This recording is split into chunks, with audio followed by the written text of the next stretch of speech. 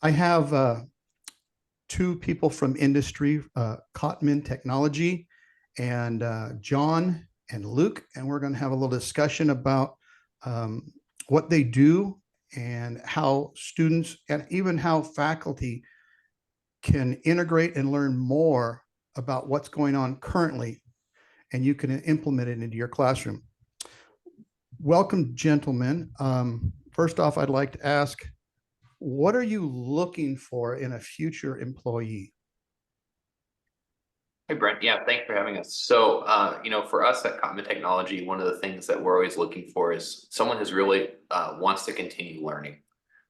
One thing we see is that technology, it's never changing. It's one of the reasons I got into technology, one of the reasons I still love to do tech work, uh, was the ability that like there's always something new happening. And just knowing that you're always going to be learning something new. So for us, the team members on our team who are incredibly successful, they love technology. You ask them about their home lab, you ask them about what they're doing, you ask them about the 3 or 4 different firewalls that they have at home, or different things that they're working on, or different things that they're setting up. Uh, you find out that they never stop talking about what they're learning. So, for us, it's like that's always if somebody can't stop talking about what they're doing, we know they're going to be successful here. Go ahead, Luke. You have anything to add to that? Yeah, I think when you're talking about people, the three things, humble, hungry, and smart are pretty important. So someone who's humble of heart, able to take maybe constructive criticism. You might not know it all, even though you might think you do. There might be others who know a bit more than you, and being a soft heart and open to hear that, I think is pretty important.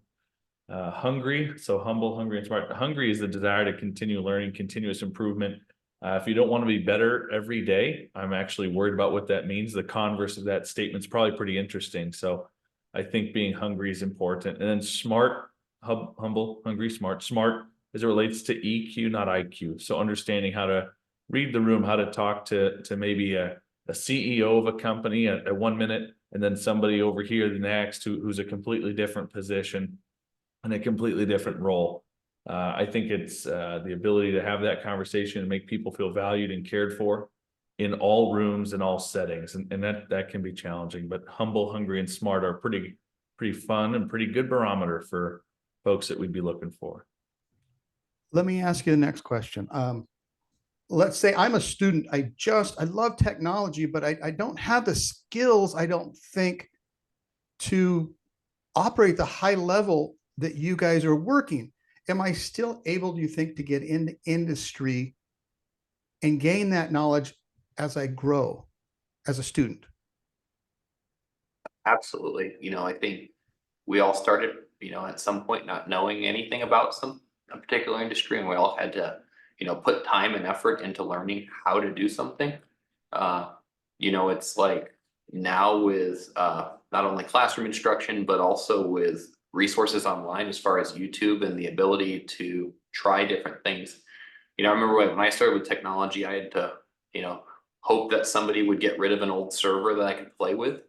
And now I look at it and say, well, I can spin up an Office 365 tenant and recreate many of the things that historically would have required, a whole lot more. Like there was a lot more limitations before, and now I can spin things up. If it doesn't work, I can just create another one. So there's a lot of things now with either virtualization or with some of the team SharePoint, different things like that, where you can learn a lot of skills with that. And there's a lot of different instruction, whether it be videos, articles that you can kind of follow along with. So it's not too late to a student coming to the table. Maybe they like technology, but they're kind of hanging out maybe in just the office and maybe office products and or maybe databases and maybe setting up some small networks at home. They're still in the ball game if they continue learning and going through the process of classes and maybe even certifications. Absolutely. Luke, do you want to share kind of one of the stories about one of the people we have on our team who's key who didn't have any tech experience? Yeah, there's probably a couple that come to mind, but there was one gentleman who came. He worked at a like a hardware company, here in town and had no tech experience. Really liked it though, and had a home network. Played in virtual systems at home on his own time because that's what he enjoyed after hours. So after he got off his day job, 8 to 5, he'd go and do this. And so that individual pretty quickly went from a help desk position here on our service team to a network team member, and is now leading and helping guide the charge of our projects team. And this all within about 3.5 years. And so that individual continues to better himself and his trajectory. Another one, John, I'm thinking of is a gentleman who had he was an IT job for a couple of years, but just limited permissions and roles and ability to maybe touch and play with different things.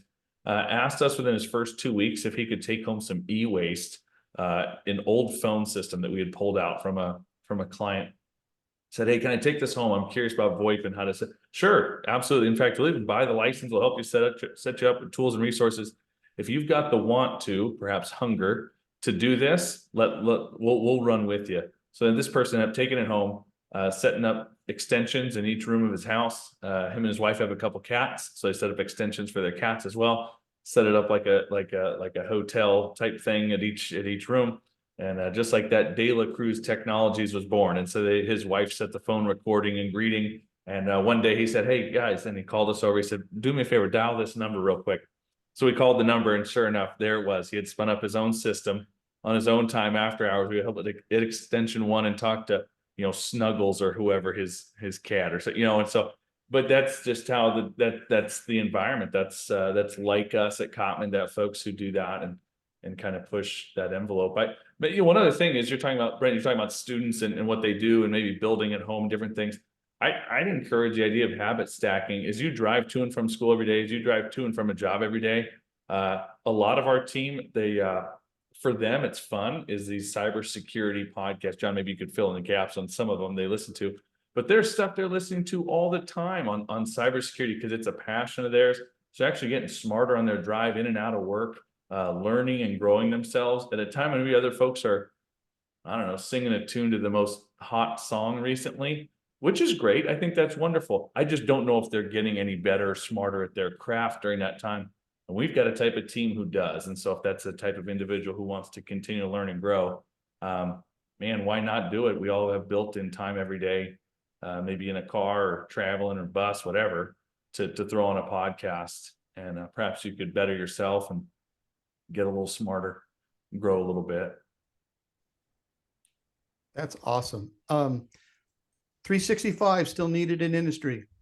The students need to have exposure to Office 365. Absolutely. We see for our clients, about 90% of our clients have embraced Microsoft 365. The 10% that haven't still have some foot in the door with that. And we continue to talk to them even about migrations when that makes sense. Microsoft has done a tremendous job with kind of integrating things for business.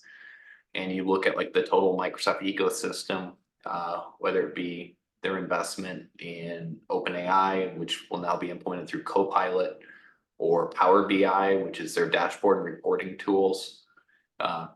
It's Microsoft 365 is much more than email and calendars, and really has even gone much further past even sharing of files.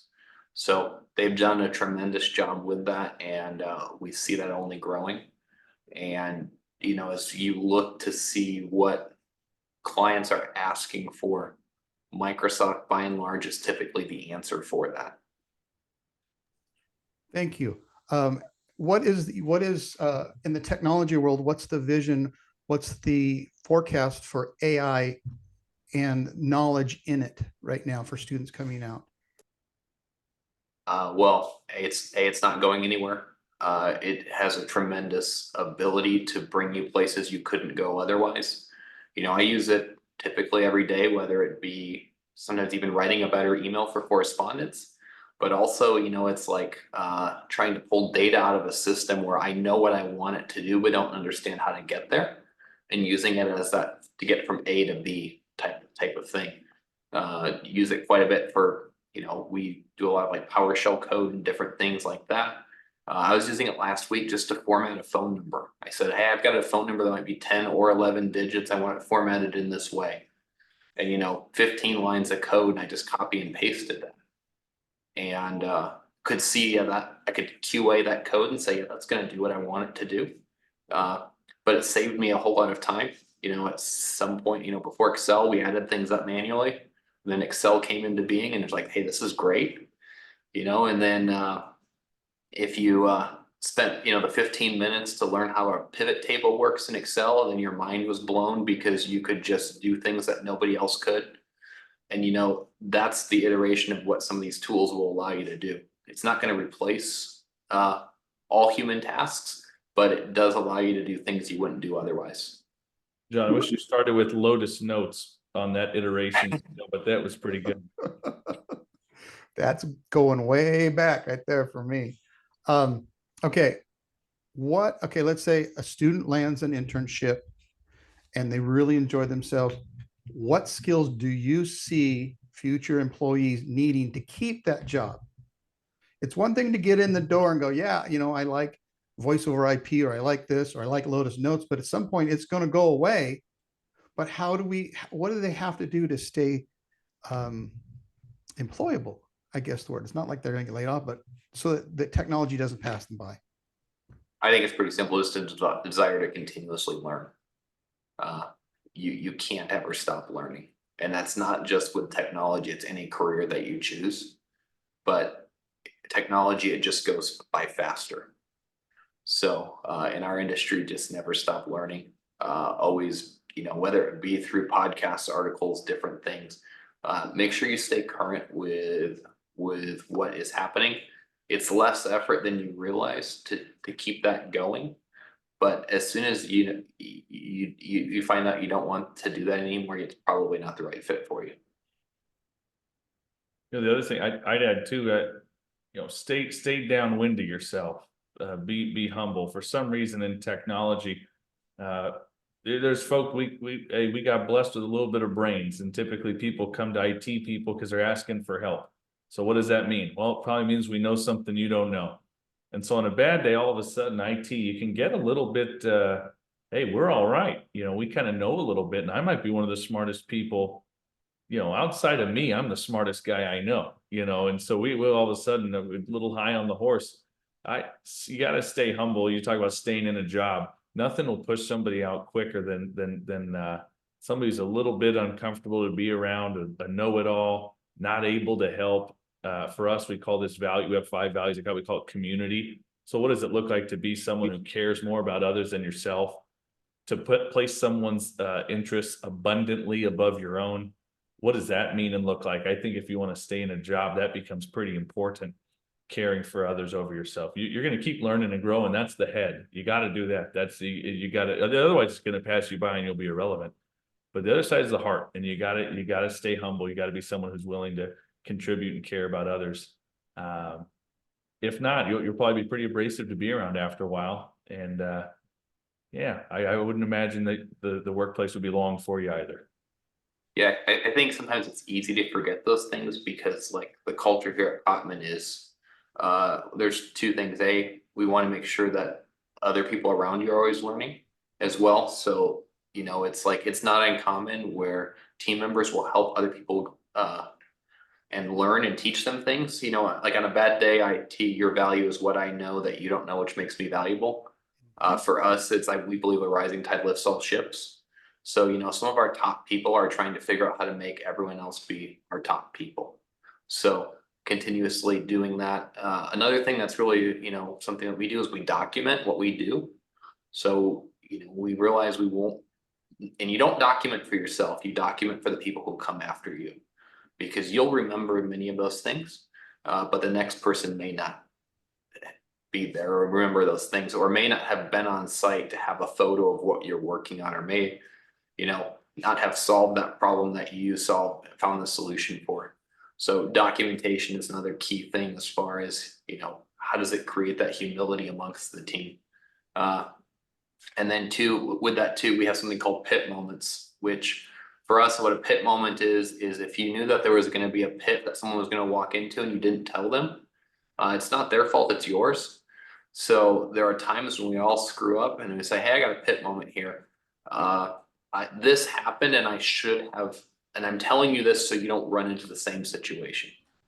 And it's a learning opportunity, and many times it's like, hey, well, if we could do this or this to try and solve that so no one else falls in that pit.